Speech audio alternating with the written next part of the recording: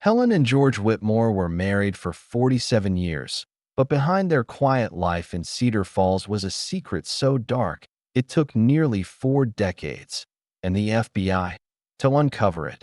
George hadn't just lost their son, David. He had buried him. Helen. Whitmore never imagined her life would become a story people whispered about in coffee shops or followed online with disbelief. For nearly 5 decades, she had lived quietly in the modest town of Cedar Falls, Iowa. She and her husband, George, were the kind of couple others described as solid.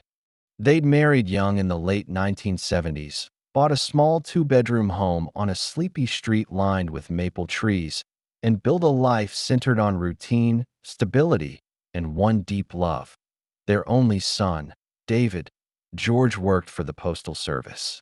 For 35 years, he was the kind of man who followed rules, never called in sick, and brought home the same kind of sandwich every day for lunch. He didn't speak much, but when he did, people listened. Helen, on the other hand, was warm and well known in the community. She helped out at the church, baked for charity events, and always seemed to remember everyone's birthday. Together, they seemed unremarkable in the most comforting way, just another long-married couple with matching lawn chairs and decades of shared memories. David was born in 1967 and quickly became the center of their world.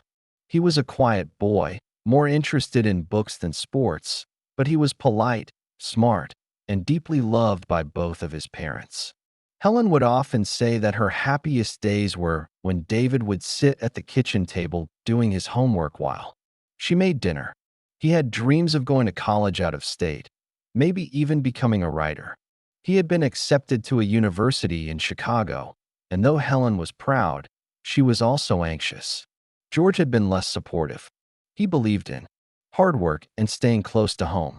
The idea of David leaving didn't sit well with him, and it caused more than a few arguments during that summer. Then, in September of 1984, everything changed. David vanished. According to George, David had walked out after a heated argument about money and never came back. Helen had been out volunteering that day and returned home to find George sitting silently in the living room. When she asked where David was, George simply said he had left.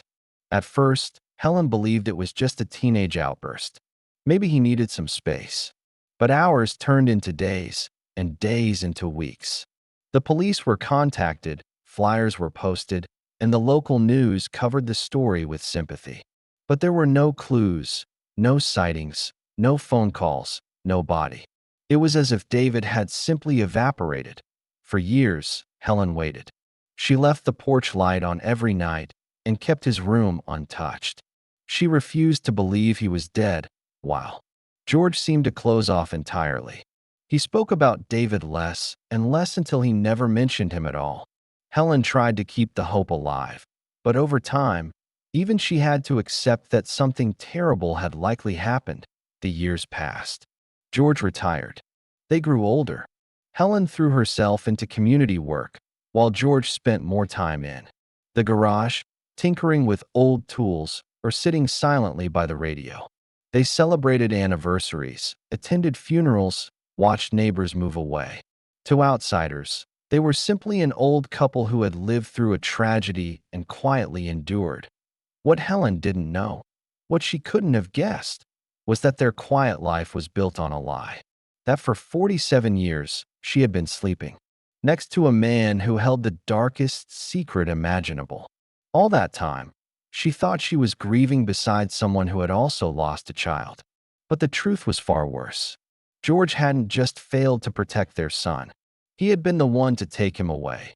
She would only find out after George's health began to fail, when a dusty box buried deep in the basement set off a chain of events no one in Cedar Falls could have predicted.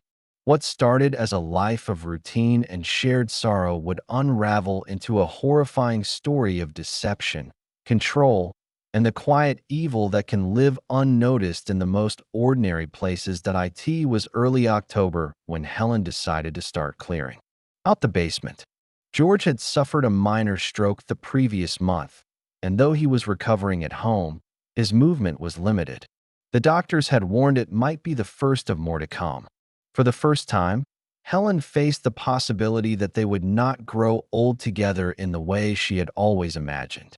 She wanted to get ahead of things, sort through the clutter, prepare for downsizing, and maybe even find a few forgotten treasures from the past. The basement had been largely George's domain over the years, filled with toolboxes, fishing rods, and crates of old hardware.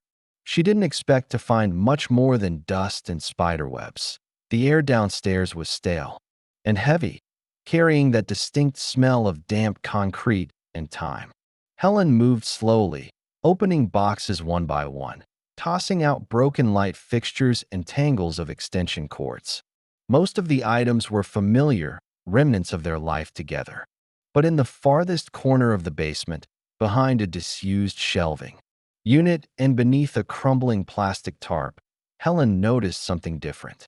It was a wooden box, old, weathered, and strangely out of place. It was heavy, too, as if it had been packed with care and forgotten deliberately. She wiped away the dust and opened the lid. Inside were several objects that made her stomach tighten. The first was a brown leather belt. It looked worn but intact. Embossed on the inside were the faded initials, D.W. David Whitmore. Her hands trembled as she held it. The second item was a small folding pocket knife, the kind David used to carry on camping trips. She hadn't seen it in nearly 4 decades. Then came the photographs. There were 6 of them. The first few seemed ordinary enough at first glance. Images of the forest, a clearing, what looked like the edge of a small wooden structure. But as Helen looked closer, something about them felt wrong. In 2 of the photos, there was a figure, a teenage boy, sitting against a tree. His face was half turned away, but Helen recognized the slouch of his shoulders, the dark hair. It looked like David. He wasn't smiling.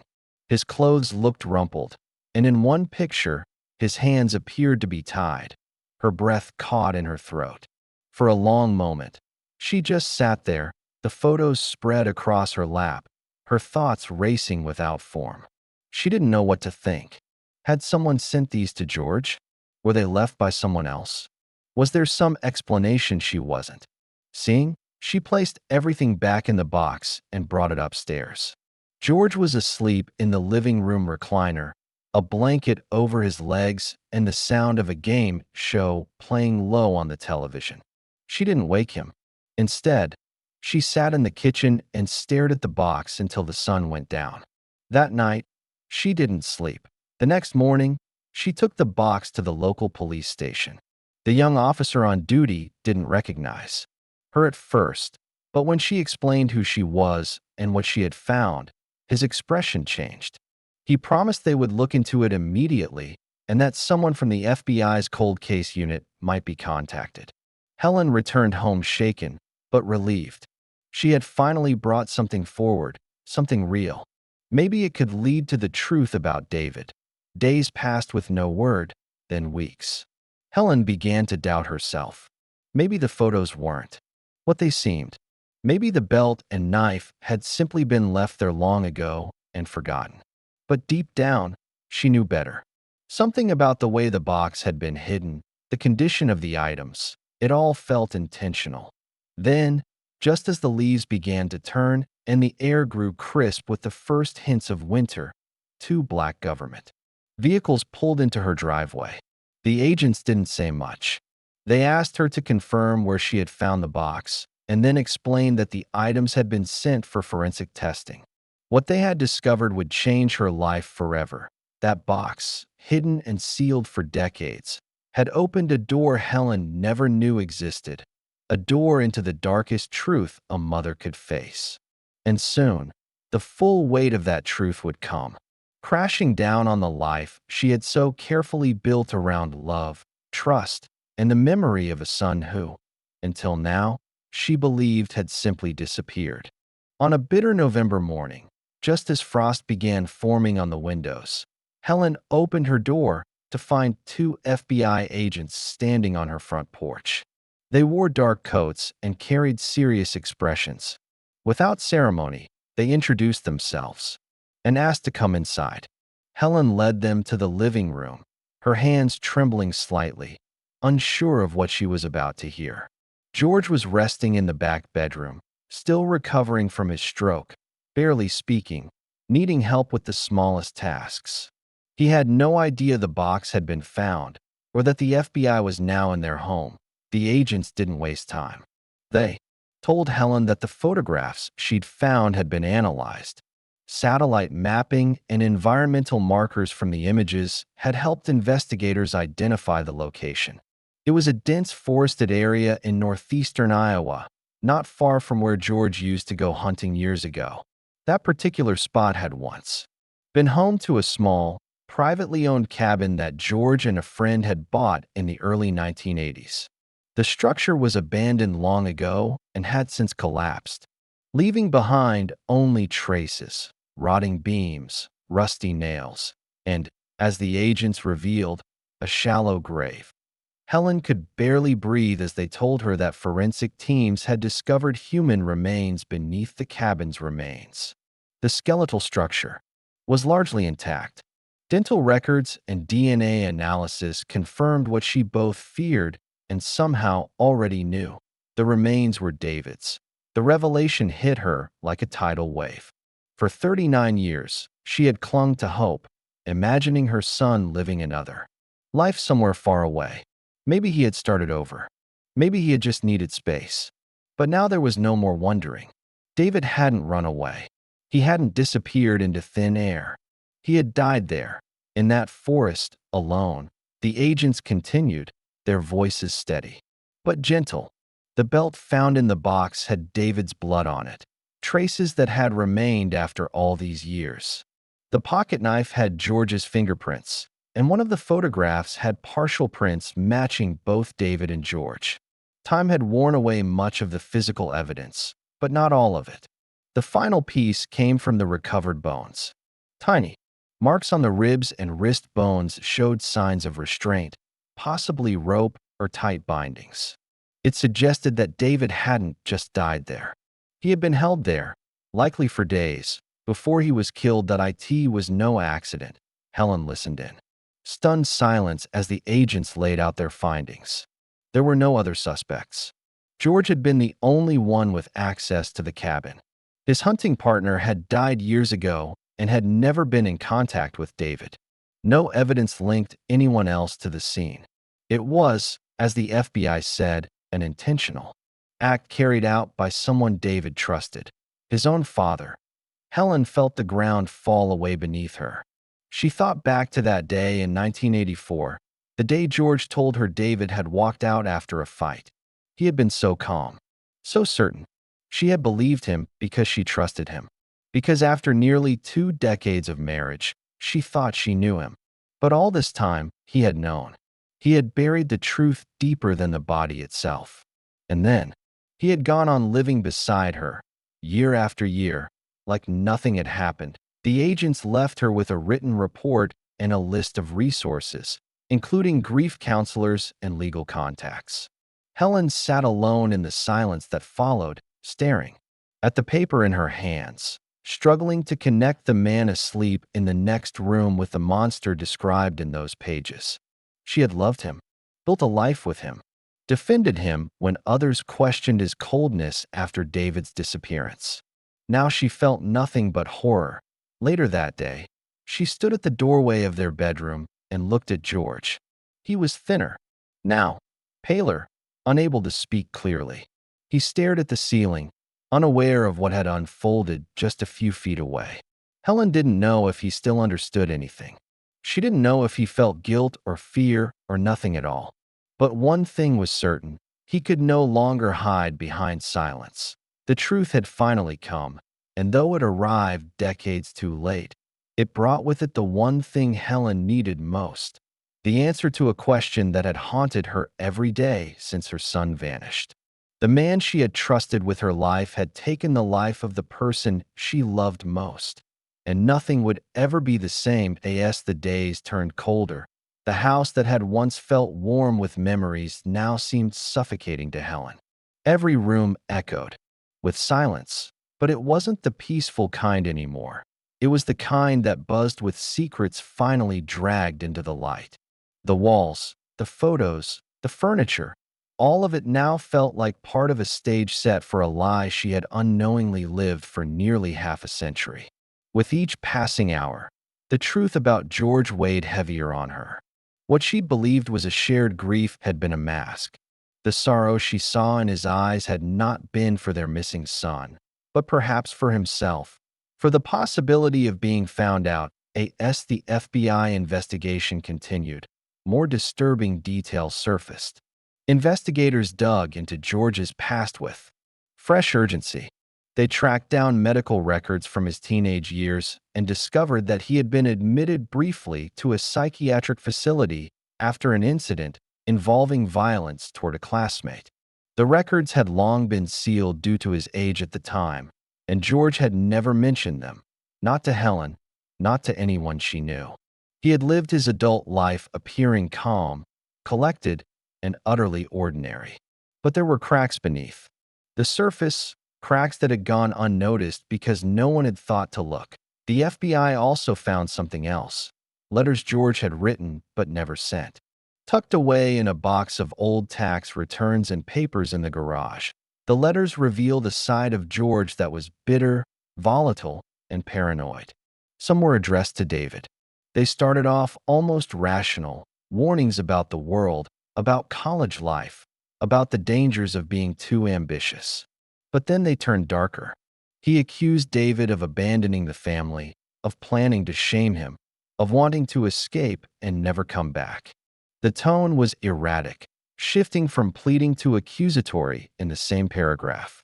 It became clear to investigators, and to Helen, that George had been unraveling long before David disappeared. None of it made the truth easier to swallow. If anything, it made the betrayal deeper. George hadn't snapped in a moment of rage. He had planned, or at least entertained the idea of harming his son well before it happened. He had driven David to that cabin with full knowledge of what he was capable of. Helen now understood that the cabin had been more than just a hunting spot. It had been a place where George felt in control, away from the eyes of neighbors and family, far from suspicion. When the FBI asked if she'd ever suspected anything, Helen could only shake her head. George had never raised a hand to her. He had never shouted, never frightened her. But in hindsight, she began to recall subtle signs. How tense he became when David brought up leaving for college. How he avoided questions about that last day. How he never joined her in passing out missing person flyers or talking to reporters. She had chalked it up to grief, to the stoic way some men express pain. But now she knew better. He hadn't been grieving. He had been hiding. George remained in the care of a state medical facility under a protective order while the legal process began. But his condition worsened. The stroke had left him with limited speech and mobility, and within weeks, his health declined further. He never gave a confession. Whether out of inability or refusal, no words came. Helen never visited him. She couldn't bring herself to stand in front of him knowing what he had done. She had questions, so many, but there was nothing left to be gained from asking them. Word of the case spread quickly. What had once been a long cold missing persons file was now headline news. Neighbors, friends, and former classmates of David all reacted with disbelief. How could George Whitmore, the quiet man with the careful lawn and the steady job, have committed such a brutal act? But Helen no longer cared what the town thought. Her concern was no longer with appearances or judgment. It was with memory, with rebuilding the truth of her son's life and death. She began writing everything down. Every memory of David, every detail she had buried for years, trying to reclaim what had been stolen. Not just her son's life, but the truth of who he was. She reached out to the FBI to learn everything they had discovered. It was painful, but necessary. For the first time in decades, she wasn't clinging to false hope. She was clinging to facts, to reality, to justice, even if it had arrived too late. And in doing so, she began the slow, agonizing process of reclaiming herself from the shadow of the man she had loved and from the devastating silence he left behind. George Whitmore died quietly in his hospital bed just after sunrise on a January morning. There was no one at his side. No final words, no apologies. The official cause was complications from his stroke, but to Helen, it felt more like a slow disappearance. One more person fading into the shadows of a past that had already taken too much. The man who had shared her home, her bed, and her life for 47 years left this world without ever facing a courtroom, without ever answering for what he did. And yet, despite that lack of resolution, something shifted the moment he was gone. Helen didn't cry. She sat at the kitchen table that morning with a mug of coffee cooling in her hands, staring out the frosted window. The world looked the same. The quiet neighborhood, the leafless trees, the familiar hum of life outside. Nothing had changed. But inside her, everything had. The funeral was a simple, private affair. A few neighbors came, mostly out of politeness. No one mentioned David. Helen stood through it with numb detachment. She didn't wear black. She didn't speak. She let the moment pass like a chapter finally closing. Whatever George had been to the world, whatever mask he had worn for nearly 5 decades, she no longer had to carry it. She no longer had to wonder. After the burial, Helen returned home and began the long process of undoing a lifetime of shared history. She packed up George's things quietly and methodically. His clothes, his tools, the stack of old magazines. He kept beside his recliner. She donated most of it. The house felt lighter with each box that left. But it wasn't just a house now. It was a place filled with memories Helen could finally begin to sort through with clear eyes. She began visiting the small patch of land where David's remains had been reburied. The FBI had helped her arrange a proper burial near their home, in a cemetery shaded by tall pines. A modest gravestone marked the site. David Whitmore, beloved son. 1967 to 1984. Found at last. She would bring fresh flowers and sit quietly, letting the wind and birds do most of the talking. There were no more questions. No more wondering if he was still out there. What she had now was the painful truth, but it was truth.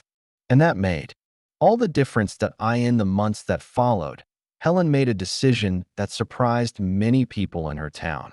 She agreed to speak publicly about her experience, not for attention, but to help others who were still living in the limbo she had endured for nearly 4 decades. She gave interviews, participated in forums for families of missing persons, and even met with investigators working on other cold cases. She spoke calmly, but with conviction. She urged people to keep asking questions, to never dismiss their instincts, and to believe that even the most tightly buried secrets could surface. Helen also worked with a local group that helped fund searches for long-missing children. She donated some of George's pension to support forensic technology efforts, wanting to turn something dark into something that could shine a light. She didn't call it redemption. She didn't believe what George had done could be balanced out or made right. But she believed in reclaiming power, one step, one story at a time. Her own story became something of a cautionary tale, but also a symbol of endurance. People were drawn to the quiet strength in her voice, to the unimaginable weight she had carried and survived. They listened not out of morbid curiosity, but because her story reminded them that evil doesn't always look like a monster. Sometimes it looks like a neighbor, a husband, a father in time. The town of Cedar Falls came to see Helen differently, not just as a widow, not just as a mother of a missing child, but as someone who had walked through a darkness deeper than most could imagine and emerged on the other side, carrying not just pain but purpose. And as spring arrived, bringing soft rains and the first signs of green, Helen found herself planting flowers in the garden once again. Not because she had forgotten, not because the grief had disappeared, but because life, somehow, still asked to be lived. Each bloom was a quiet promise.